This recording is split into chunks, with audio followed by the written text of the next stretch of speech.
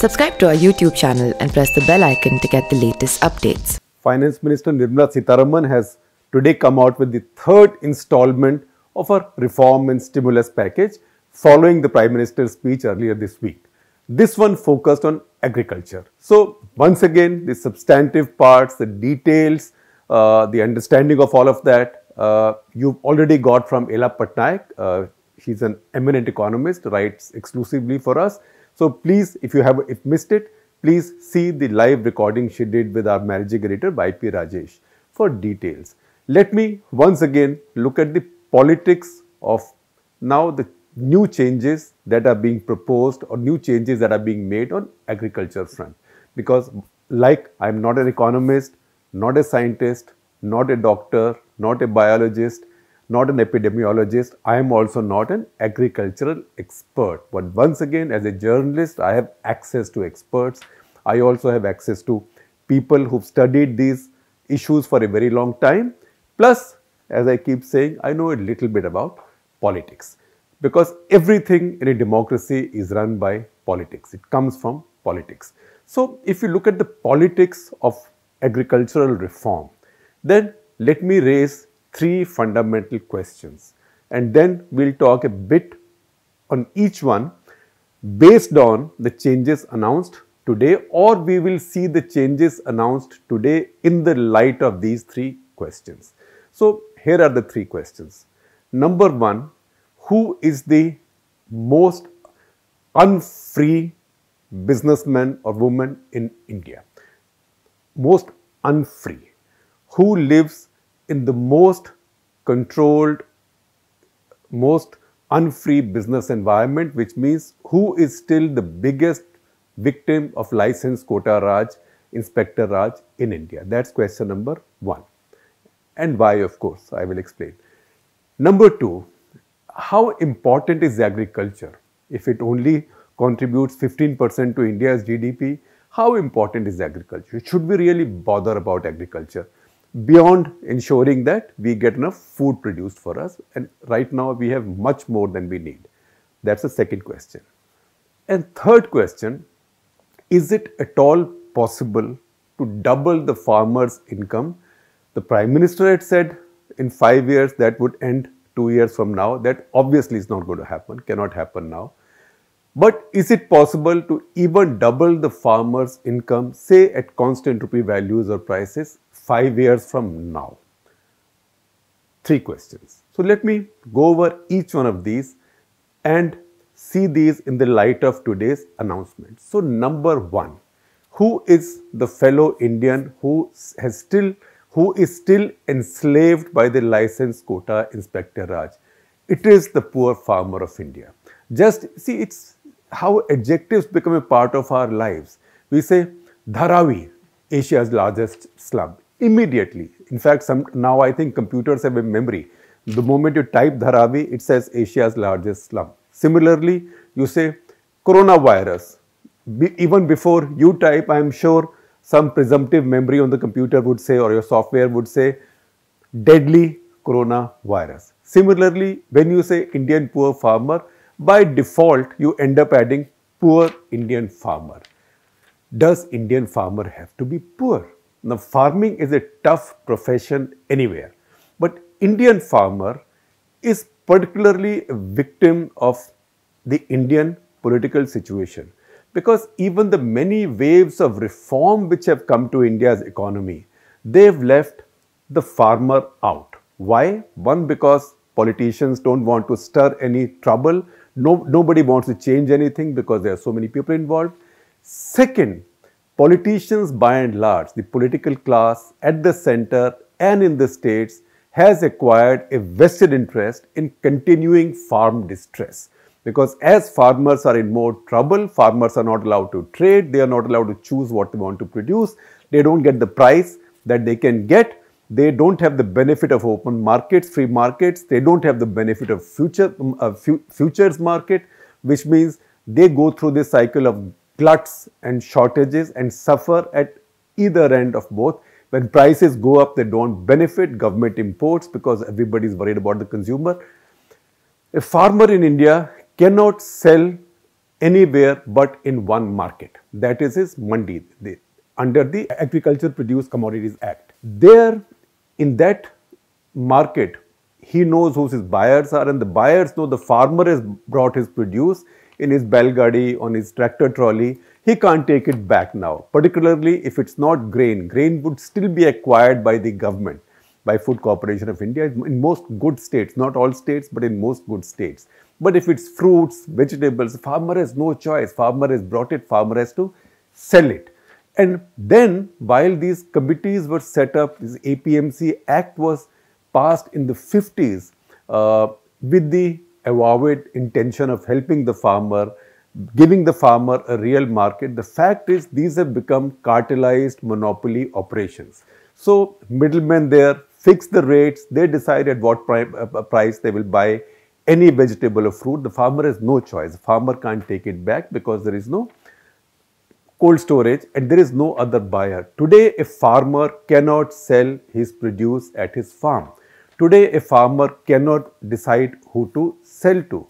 Today, if say McDonald's, or forget McDonald's, say Haldiram, wants to buy, say, moong ki dal of a certain variety or of a certain size or whatever to make its dal mode or whatever, it cannot go to 10 farmers and say, look, I want 5,000 tons of this dal produced. They cannot buy there. They will have to go to APMC. Some trader will buy, and then, so the farmer is disintermediated from the market completely. The farmer has been completely at the mercy of inspectors, government forces. Only a licensed buyer can buy from him.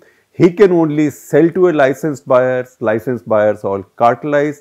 Farmer cannot take his or her produce from one state to the other. This is a situation where WTO, India is a signatory to WTO and going back to GATT, etc., etc. So, India is part of so much free global trade now. The trade globally is at least today 100 times freer than trade within India's states, especially trade of agricultural goods.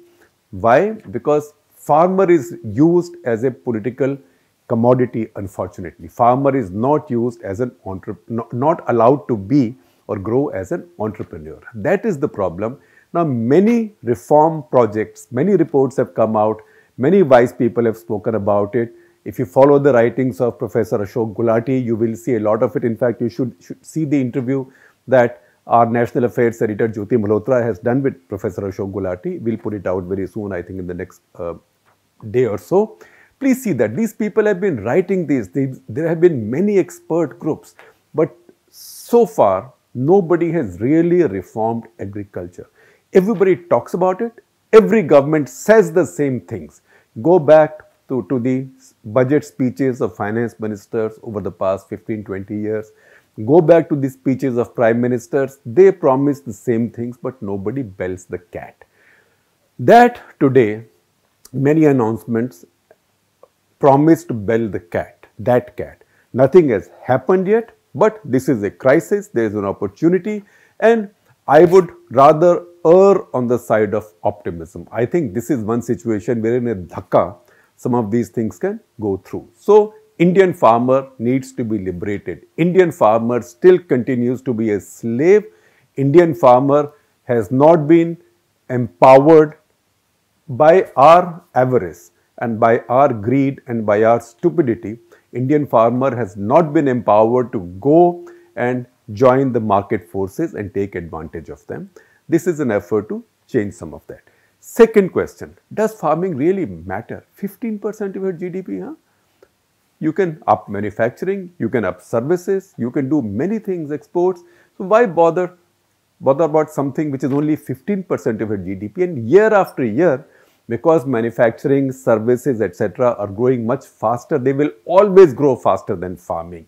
Farming, history of the world tells you that in a modern economy, in a sizable country, in no country can agriculture grow by more than about 4% over any substantial period of time, for 5-7 years. Under UPA for 10 years, it grew by almost 3.6%, which is quite remarkable. Today, that growth rate is less than half of that.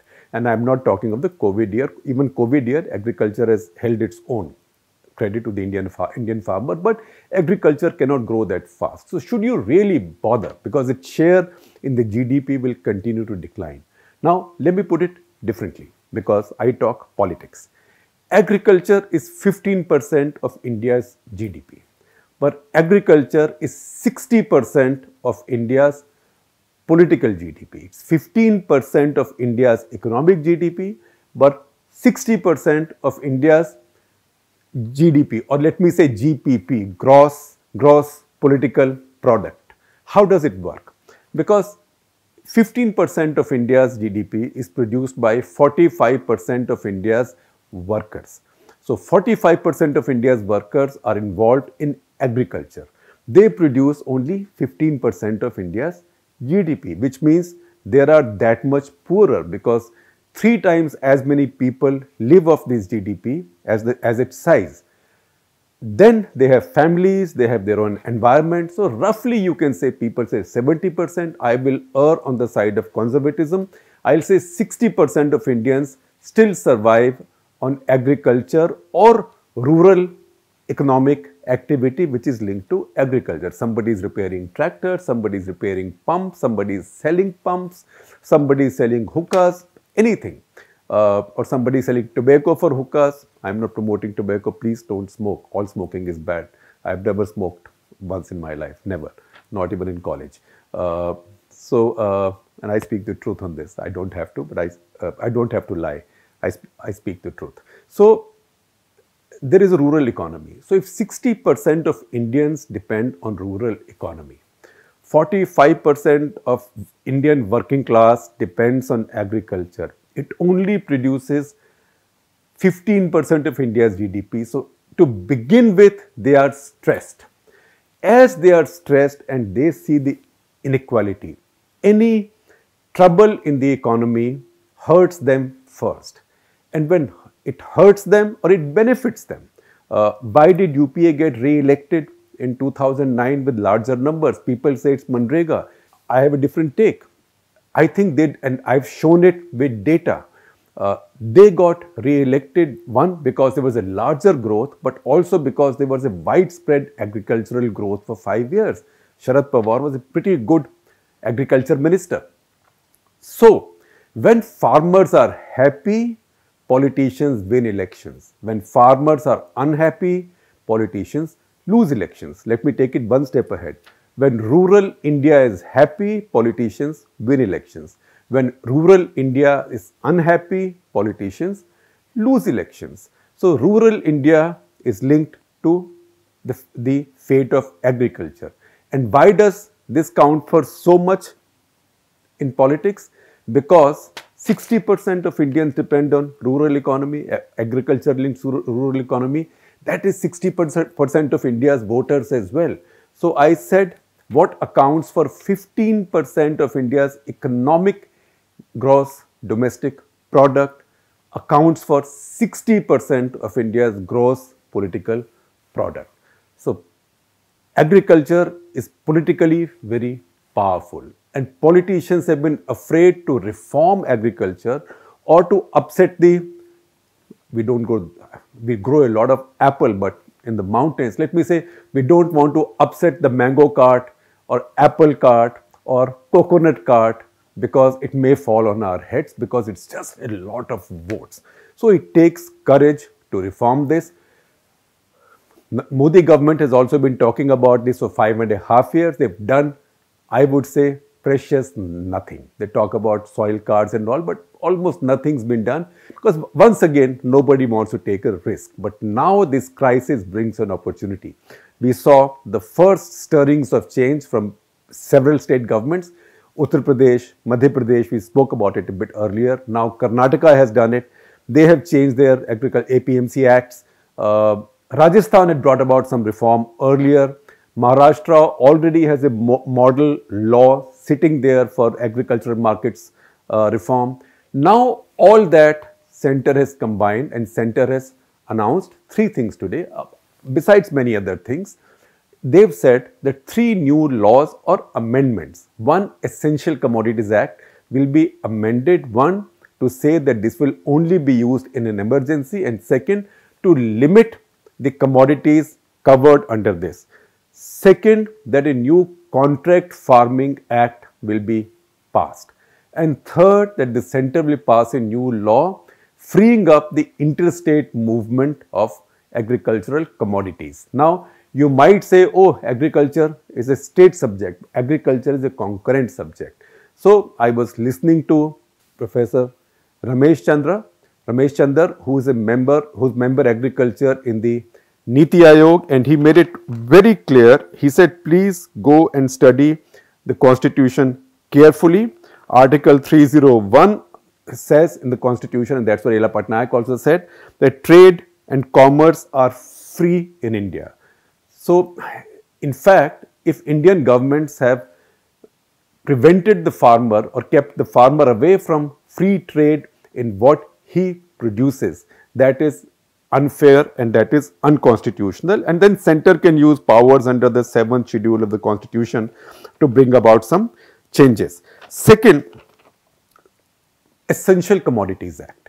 So, once you allow movements, farmers can take stuff from one state to the other, and farmers can trade with each other, which until today was not possible, because middleman was statutorily the only one entitled to buy from you. You had no choice of your consumer. Second thing that happens is Essential Commodities Act. Now, Essential Commodities Act came into being in the 50s and the 60s when we had shortages, when I, as the class 6 or 7 or 8 kid, was made to stand in the line with my ration card early morning, and my mom would say, I will come in an hour. By that time our turn would have come, to buy a little bit of sugar, a little bit of atta, wheat, or a little bit of whatever, including kerosene. Those things have changed. Now, 60s, 70s, there was a big story about hoarders, jamakhor, milawatkhor, hoarders, black marketeers, that people would hoard sugar and black market it. Today, India has not just plenty of all this, but India has surplus of all this. So, instead of black market, worrying about black market, India should think about futures trading, so you can anticipate the price and keep stocks accordingly, so farmer can also benefit. But because of Essential Commodities Act, nobody wanted to keep anything. Even a trader didn't want to keep anything, because the trader wasn't sure when will ECA be invoked and he will be locked up in jail just for having a few quintals of extra sugar than he was supposed to have under the ECA. So this was a restriction on scale in agricultural trade. So this law is being amended. You know, most of you, this looks like a story from maybe from ancient times. It's not ancient times. These are stories of the 60s. I can tell you jokes that my father would tell me. He used to work in the cooperative department of a state government, and he would say the joke is that it's a joke. It's not a true story, apocryphal story, that some farmer in Bathinda applied to the district magistrate or deputy commissioner, as they are called in Punjab, applied to him for the license of a top, of a cannon. So the deputy commissioner called him and he says, Sardar ji, kya hua? Aap top ka license मांग रहे हो? Cannon top का license कौन देता है?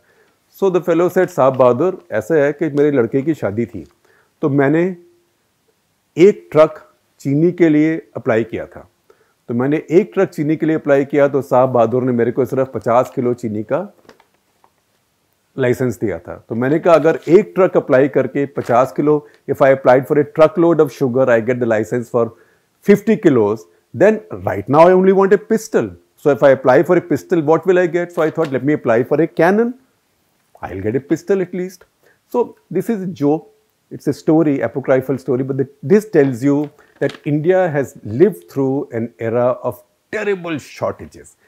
Today, that shortage mindset should not be strangling us, and least of all, it is not strangling you and me directly, it's strangling the farmer. We get strangled indirectly because ultimately lack of choice, lack of variety, everything hits us, and also the lack of the growth of rural markets, the lack of rural riches also hits us, because when rural demand goes up, all of the economy will also go up. So that's why I say that that answers the second question also, that farming really matters. Farming matters because it punches 4 times as much as its economic weight politically.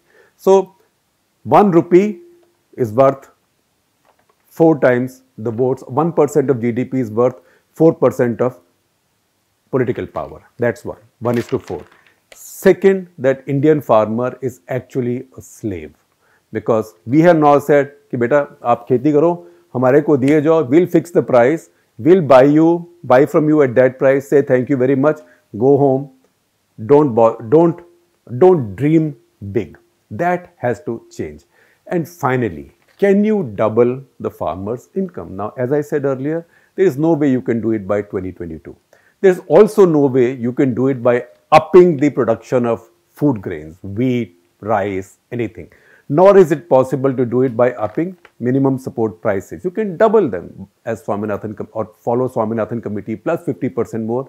Income will double, but so will inflation, because government will go bankrupt. And not just that, then the prices of the same agricultural commodities will go up for the consumer.